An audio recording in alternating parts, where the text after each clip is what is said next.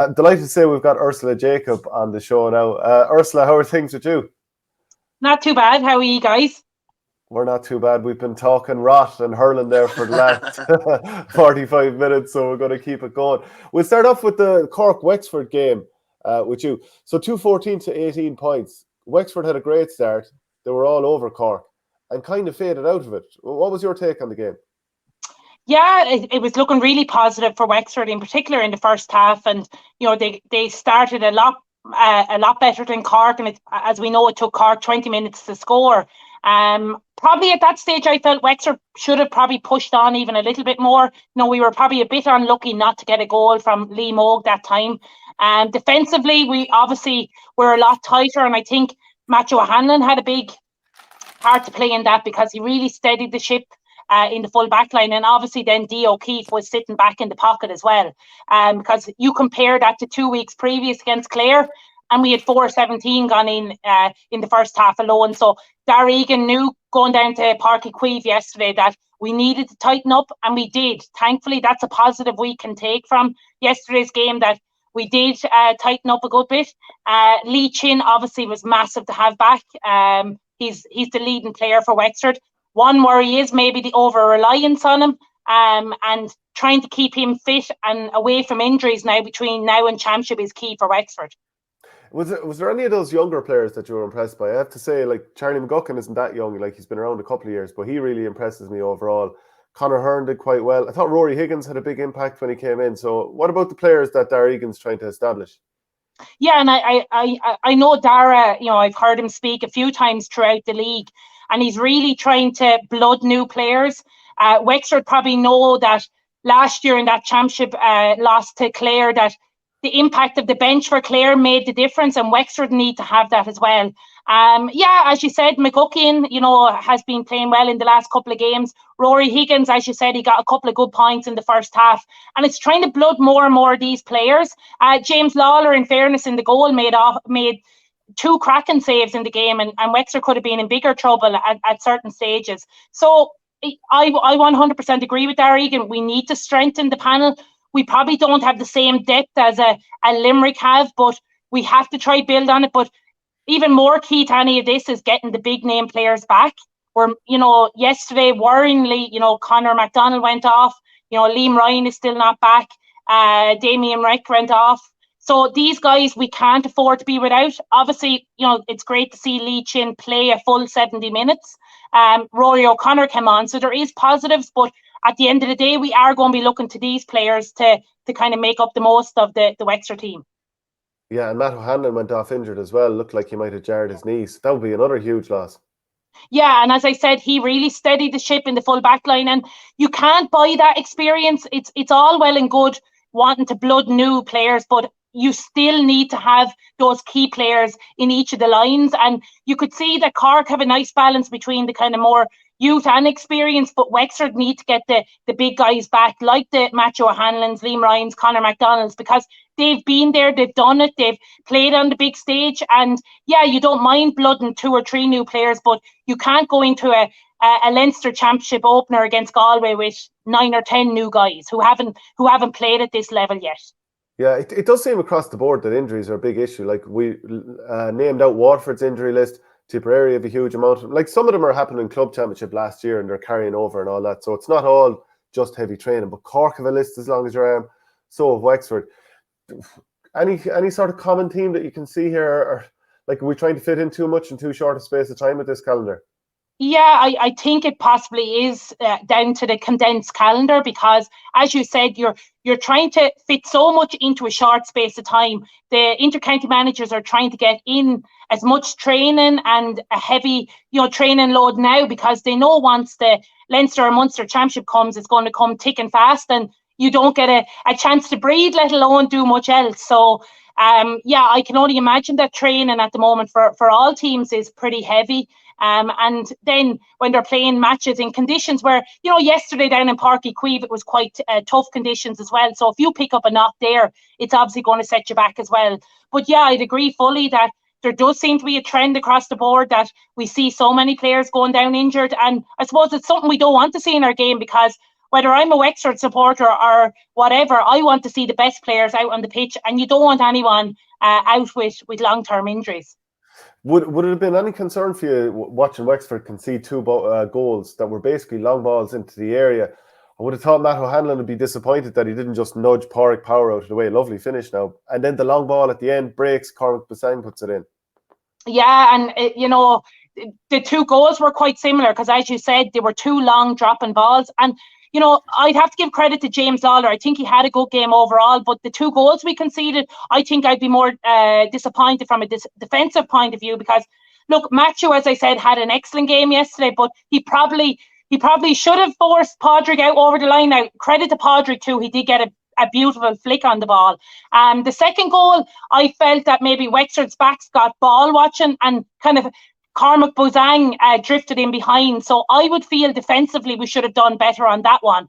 But I suppose 2 goals is better than conceding 6 from the previous. So if we can keep bringing that down, coming into championship, that'll be a good thing. But just a note on goals, like Cork have got 10 goals in those 4 games in the league. And you can see maybe the impact that Pat Ryan is having on this Cork setup. There's that little bit of a ruthless streak. And we know Cork are brilliant hurlers, but they really do seem to be going for the jugular in these games. And across the board then, who do you see as the most likely challengers to Limerick this year?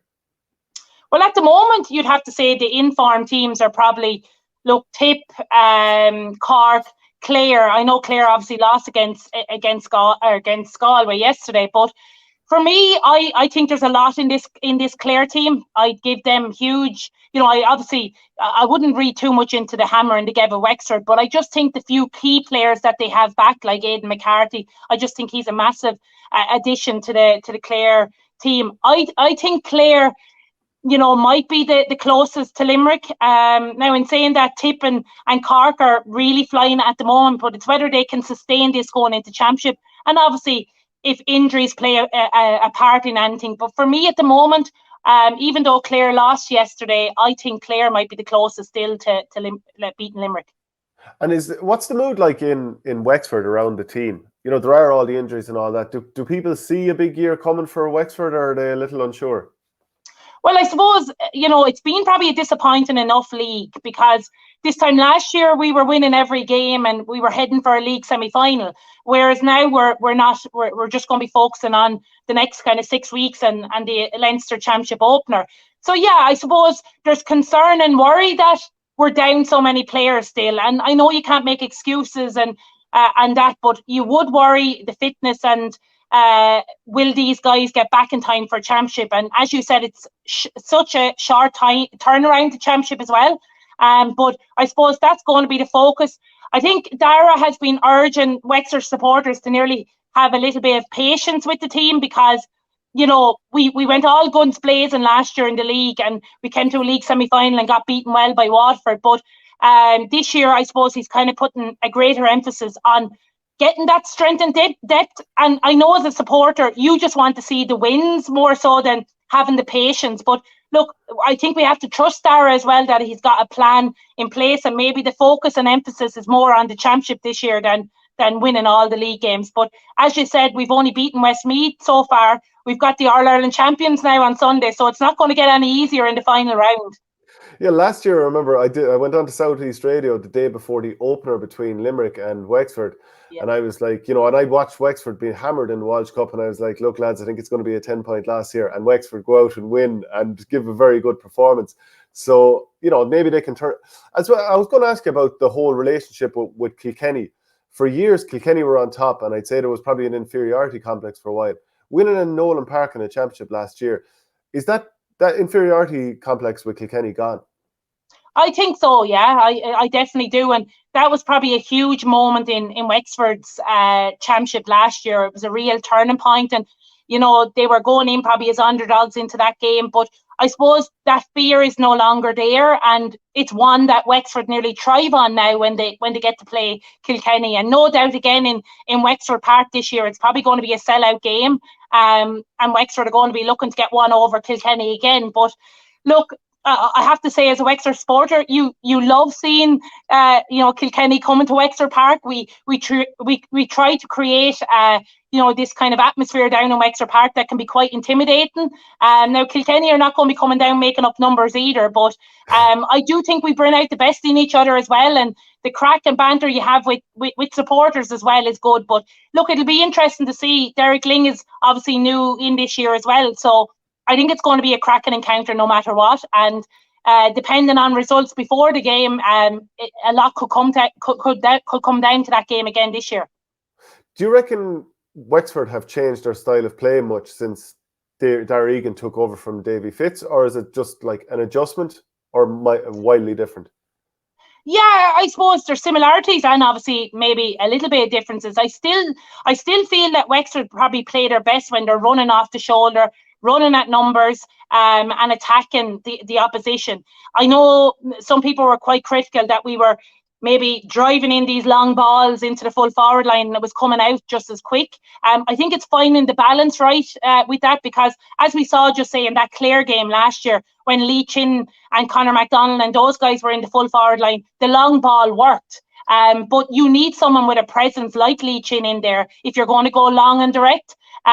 Sometimes maybe we can be critical that we overplay it when we go short as well. So your hurling level, your skill level, everything has to be up at top level if you're going to do the short passing game.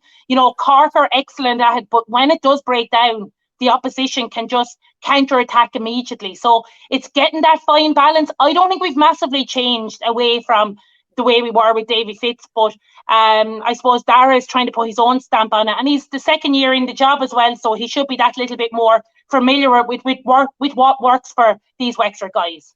Yeah, I would have said that something that bothered me a bit about Wexford last year and this year again is the amount of time, and this is a Tipperary problem as well, the amount of times lads are shooting from 100 yards, because it's very 50-50, and obviously those lads are playing in the backs because they're not the best shooters on the team. I'd agree, and in particular, we saw it against Galway in the first round in the Walsh Cup final.